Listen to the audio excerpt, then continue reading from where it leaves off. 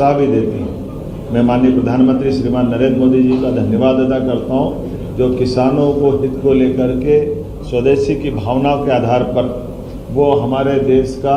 इस प्रकार से हर मोर्चे पर नेतृत्व कर रहा है, जो आज के दृष्टिकोण से समसामयिक है। मैं इस नाते से भी उनको धन्यवाद देना चाहता हूँ। जब भोपाल की तरफ हम देखते हैं, अपने राज्य की तरफ देखते हैं, तो राज्य के लिए 10 तारीख के दिन स्वदेशीकरण की भावना के लिए ही हमारे राज्य में पहली बार रेल के कोच भी बनेंगे, मेट्रो ट्रेन की ट्रेन बनेगी। ये अपने आप में बड़ी उपलब्धि रहेगी हमारे स्वदेशी के उस अभियान को लेकर भी, कि यहाँ बनने वाले कोच देश में भी, देश के बाहर भी, दुनिया में भी जहाँ जहाँ रेल मंत्रालय चाहेगा निर्यात करेंगे। मेसर्स BEML लिमिटेड द्वारा निर्माण की परियोजना के स्थापना के लिए जिस प्रकार से पूरी योजना बनी है, ये रायसेन जिले की उमरिया में इस परियोजना पे हम काम कर रहे हैं, जिसकी लागत लगभग 1800 करोड़ की है, जिसमें लगभग 1600 से 2000 लोग प्रत्यक्ष अप्रत्यक्ष रूप से काम करेंगे। प्रदेश में ये पहली इकाई इस प्रकार के रेल कोच निर्माण करने की ये सुविधा प्रदान करेगी, जिसके आधार पर मध्य प्रदेश रेल विनिर्माण के मानचित्र पर एक प्रमुख स्थान के रूप में स्थापित होगा। रायसेन जिले के गोहरगंज तहसील के उमरिया गांव में 60.36 हेक्टेयर भूमि का आवंटन हमने कर दिया है। इस उद्योग में वंदे भारत, अमृत भारत मेट्रो कोच का निर्माण किया जाएगा। इस उद्योग के लगने से भोपाल और रायसेन क्षेत्र में बड़े पैमाने पे सहायक उद्योगों का भी अलग से, उनकी यूनिटों का भी एक बड़ा बाजार बनेगा, जो मध्य प्रदेश की राजधानी को भी और मध्य प्रदेश को भी अलग अलग प्रकार के औद्योगिकरण की व्यवसाय से जोड़ने का प्रयास करेगा। परियोजना के कुशलतापूर्वक संपन्न कराने के लिए मानव संसाधन, खास करके जो हमारे अलग अलग बीटेक वाले, कंप्यूटर साइंस वाले उच्च शिक्षित विद्यार्थियों के लिए रोजगार के बड़े अवसर उत्पन्न होंगे। वो यही प्रधानमंत्री के मेक इन इंडिया के मंत्र को साकार करने का एक महत्वाकांक्षी मंत्र बनेगा। परियोजना उसी प्रकार से लगाई गई। प्रसन्नता का विषय यह है कि इस महत्वपूर्ण परियोजना में रक्षा मंत्री स्वयं हमारे बीच उपस्थित रहने वाले हैं। माननीय कृषि मंत्री जी का, चूंकि ये लोकसभा क्षेत्र है, तो माननीय कृषि मंत्री शिवराज सिंह जी चौहान भी रहने वाले हैं। माननीय रेल मंत्री भी उसमें उपस्थित रहने वाले थे, लेकिन उनकी एक समान रूप से किसी और काम होने के कारण से वो हमारे लिए तकनीकी रूप से जुड़ेंगे, वर्चुअल रूप से जुड़ेंगे, जिनका आशीर्वाद हमको मिलेगा, क्योंकि रक्षा मंत्रालय का BEML संस्थान बनाएगा और रेल कोच के सारे काम का ऑर्डर देने का काम रेल मंत्रालय करने वाला है। तो आज़ादी के बाद ये एक नए प्रकार के दौर में हम अपने निवेश अभियान के आधार पर राज्य के युवाओं के लिए, समृद्धि के लिए काम और बाकी चीज़ों के लिए मध्य प्रदेश का जो हमने अभियान चलाया था, ये उसी का अगला पड़ाव है। उल्लेखनीय है कि इसी के तुरंत बाद हम लगातार, जो मैंने कहा है कि हमारा 10 तारीख से ही इस कारखाने के स्वदेशीकरण के भाव के आधार पर ये जो अभियान चला रहे हैं, इसमें हमने सभी स्कूल, कॉलेज, सभी प्रकार के तकनीकी संस्थान, युवाओं को अपने पूरे प्रदेश में माहौल बना रहे हैं कि तिरंगा से इसको जोड़ करके स्वदेशीकरण की भावना के आधार पर ही जब आज़ादी का पर्व हमारे लिए केवल 5 दिन दूर रहेगा, ऐसे में हर घर तिरंगा, जिसका ये 4था वर्ष प्रारंभ हो रहा है, उसी में स्वदेशी की भावना और इस बार स्वच्छता का थीम पे आधार पर ये हर घर तिरंगा अभियान का अभियान चलने वाला है। इसके आधार पर हम अपने उस पुरानी भावना के आधार पर, जब आज़ादी के पूर्व क्रांतिकारियों ने, स्वतंत्रता सेनानियों ने, आम नागरिकों ने संघर्ष करके देश को आज़ाद कराया, लेकिन ये भोपाल रियासत हमको याद भी दिलाती है, यहाँ तिरंगे का ज़्यादा ही महत्व है। ये 4 स्टेट थी जिनने भारत में मिलने से मना कर दिया था। ये स्टेट उस नाते से भी याद की जाएगी जिनने पाकिस्तान से, यहाँ के राजा नवाब ने पाकिस्तान से मिलने की बात कही थी, लेकिन यहाँ के नागरिकों का संघर्ष यशस्वी तत्कालीन उप प्रधानमंत्री और गृह मंत्री सरदार वल्लभ भाई पटेल की कुशल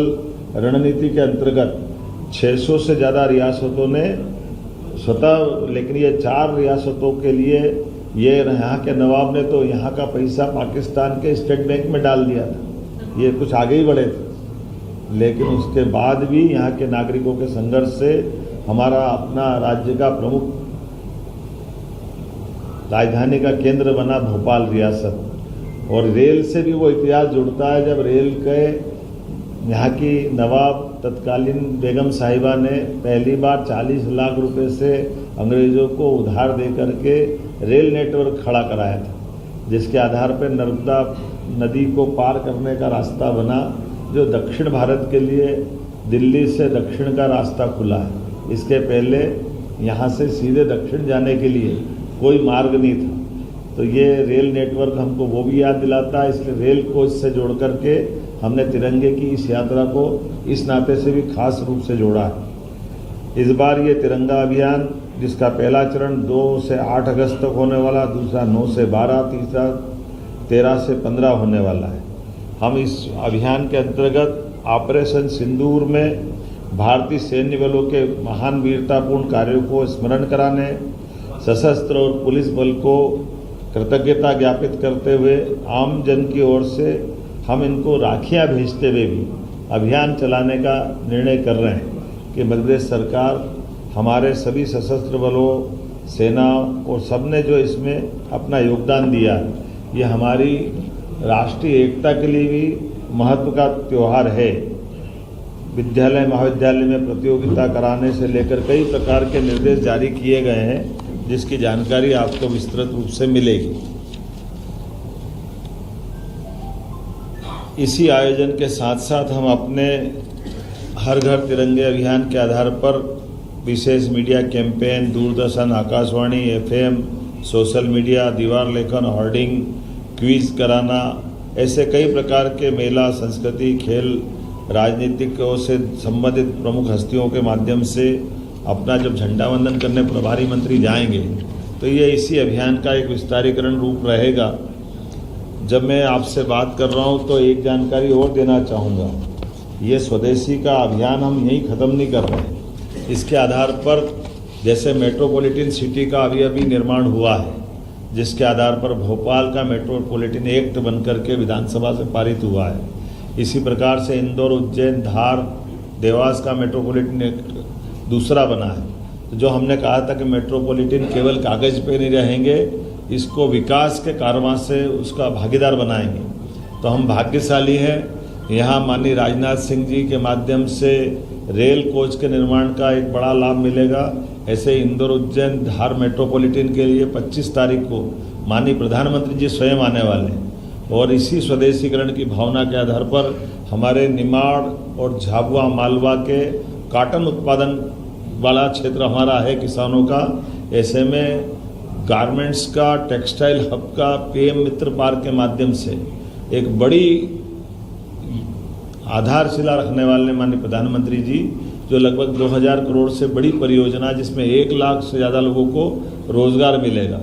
जहां कॉटन से धागा, धागे से कपड़ा और कपड़े से रेडीमेड गारमेंट सहित विदेश में भी कपड़े निर्यात किए जा सकेंगे। तो ये हमारे किसानों को लेकर के खास करके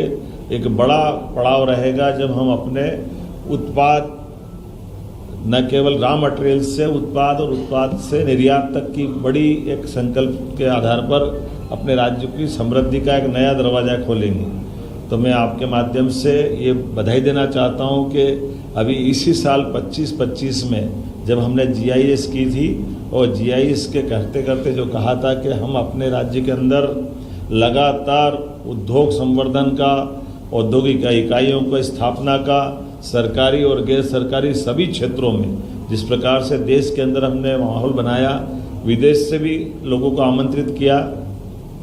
अब ये रोज़ कमोबेश आप देख ही रहोगे, हमारा कहीं न कहीं अपने राज्य को समृद्धि के लिए रोजगार निवेश का, और इस प्रकार से हमारा ये अभियान चल रहा है। तो जो कार्यक्रम होगा 25 तारीख को, ये वाकई अद्भुत कार्यक्रम होने वाला है, जिसमें माननीय प्रधानमंत्री जी पधारेंगे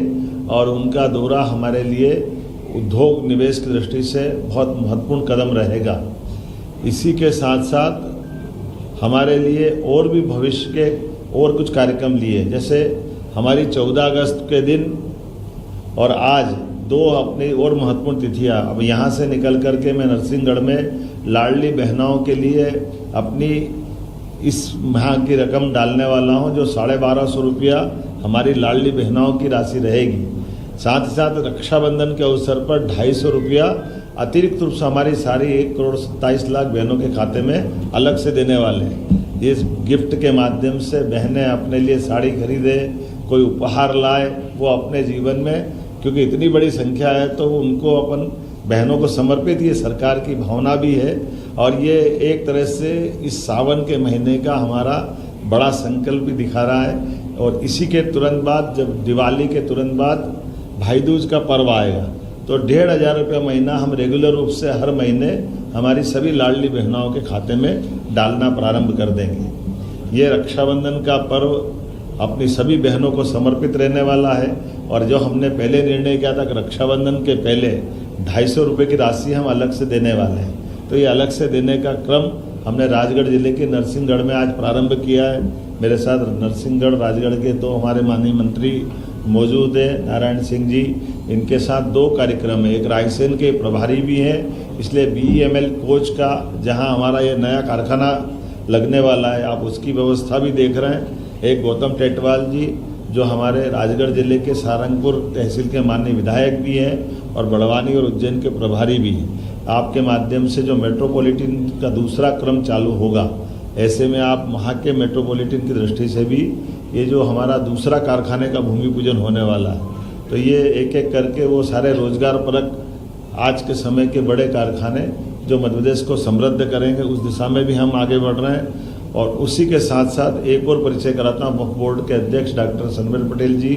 हमारे बीच मौजूद है। आपके माध्यम से भी भोपाल में भी और देश प्रदेश में भी हमारे सभी शासकीय संस्थानों के साथ हमारे सभी वर्गों का हम ध्यान रख रहे हैं, जिसके आधार पर उनकी ज़िंदगी बेहतर हो, रोज़गार मिले और हम आगे बढ़ पाएँ।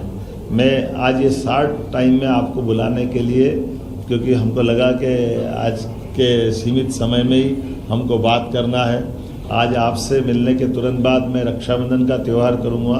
और वहाँ से सीधा दिल्ली जाने वाला हूँ। दिल्ली में हमारे फॉरेस्ट के मंत्री माननीय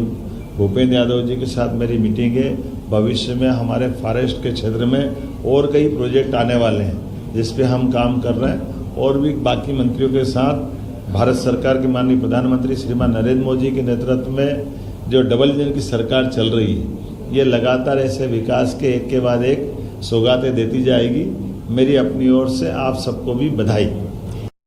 छोटा जानकारी आपको और दे रहा हूँ, जो ये नया प्रयोग रहेगा, ये प्रयोग इस वर्ष 15 अगस्त का हमारा जो झंडा वंदन का कार्यक्रम रहेगा, उस झंडा वंदन में हमारे ज़िले ज़िले की भी जानकारियाँ नीचे तक आ जाए, इसलिए हमने इस वर्ष का हमारा जो 15 अगस्त का कार्यक्रम लाइव होने वाला है, उस कार्यक्रम की डिज़ाइन ऐसी कर रहे हैं कि हमारे द्वारा संदेश तो जाएगा ही सही, जो मुख्यमंत्री का संदेश होता है तो वो लाइव प्रसारण भी रहेगा एक बार पूरे प्रदेश के अंदर, जहां हमारे हर जगह जिले के प्रभारी मंत्री अपना झंडा वंदन करेंगे और लाइव प्रसारण के बाद तुरंत बाद सभी प्रभारी मंत्री उस जिले के अंदर राज्य सरकार द्वारा चलाई जा रही जन कल्याणकारी जो योजना रहेगी, उसकी बात उसके आधार पर वो अपने स्तर पे करेंगे। तो इस बार का 15 अगस्त ये थोड़ा अलग प्रकार का भी रहेगा, लेकिन विकास के इतने सारे काम हैं, इतने प्रकार की व्यवस्था है, तो जिले की बात भी जिले में अच्छे से आ जाए, प्रदेश की बात भी जिले में अच्छे से उतर जाए, इसलिए स्वतंत्रता दिवस की इस बार अच्छे से प्लान किया है। मैं उम्मीद करता हूँ कि इन सारे कामों के साथ साथ एक और कार्यक्रम की जानकारी आपको देना चाहूँगा। जब 14 अगस्त को बलराम जयंती है और किसान आधारित अर्थव्यवस्था पे हम कृषि आधारित बात जब चला रहे हैं, तो किसानों की सम्मान निधि मंडला से डालने वाले बलराम जयंती है 14 अगस्त के दिन। तो 14 अगस्त को बलराम जयंती की हमारे द्वारा ये एक बड़ी सौगात मिलने वाली है। और उसके बाद 15 अगस्त और 16 अगस्त तो जन्माष्टमी तक, जैसा कि आपने कल विधानसभा में भी देखा है कि हमने कृष्णायन करके जो भगवान कृष्ण की लीलाओं का महत्व गोकुल वृंदावन मथुरा में है, या द्वारका में है, वही लीलाएं हमारे मध्य प्रदेश से भी जुड़ी हैं। तो भगवान कृष्ण ने जहाँ शिक्षा ग्रहण किए, वो उज्जैन, इंदौर के पास का जानापाव नामक स्थान जहाँ भगवान कृष्ण को परशुराम जी ने सुदर्शन चक्र दिया है, या धार का वो अमझेरा नामक स्थान जहाँ भगवान माता रुक्मणी के हरण के टाइम बड़ा भारी युद्ध लड़ते हैं, या ऐसी और उल्लेखनीय घटना गरीब और अमीर की दोस्ती का सबसे बड़ा केंद्र कृष्ण सुदामा जी की दोस्ती वाला घटनाक्रम